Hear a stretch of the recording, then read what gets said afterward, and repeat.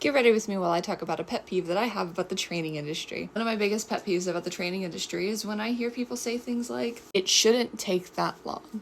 That statement, so far from the truth. Because if we think about a lot of the types of training that we're seeing nowadays, it's not so much about the starting of training, like basic and trick obedience, it's now turning into retraining, right? And all of this touches the emotional side of things. So when we consider a dog's emotions, what do we know? We know that we're not in control of them. And when we're working with things like fear-based reactivity or trauma, we also know that they don't always have control of their own emotions, right? Because then we start going into things like the nervous system. The nervous system is taking over and going, hey, we know what this looks like, and this is how we know we should respond. And sometimes, yeah, it is a learned behavior. Sometimes we do have those dogs that go, oh, I know exactly how to respond to this because I've tried it and it works. But a lot of times that's not necessarily the case. A lot of times it's more about the nervous system saying, hey, we have learned that when we do this, it does this. I hear trainers saying things like it shouldn't take this long. I want to know why. I want to know why you feel that way. It is significantly more difficult to retrain than to train. So when we're retraining and we're touching that emotional side of things a lot stronger, when the dog has a lot of feelings, there's a lot of things to work with.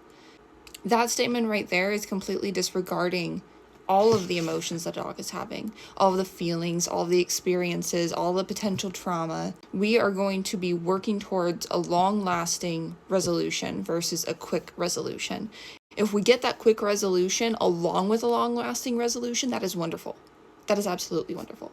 When we get to a quick resolution and we're not getting a long resolution, that dog is just going to regress or go right back to where they were and then build themselves back up. We should also keep in mind that the day-to-day can fluctuate, right? Just like people have good and bad days, we have days where we may not have enough spoons, or we have days where we're just feeling super anxious, or days that we might be feeling overstimulated, or days that we're just super impatient. Dogs can have those times too.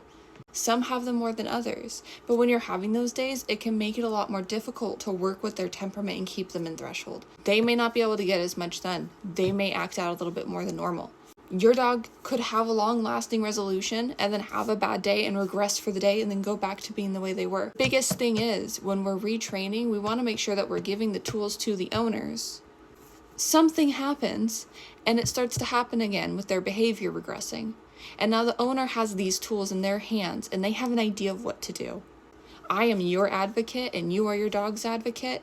And if anyone ever tells you, it shouldn't take this long, just take your dog to the dog park. Flooding isn't real. Reactivity and behavior modification, or retraining something in general, it takes time. And the more complicated something gets, like behavior modification versus tricks, the more emotional it becomes to the dog itself. Be patient with yourself. Be patient with your dog. And understand that there is an end result to this. And if there's not, we'll be very forward with you and tell you what your options are.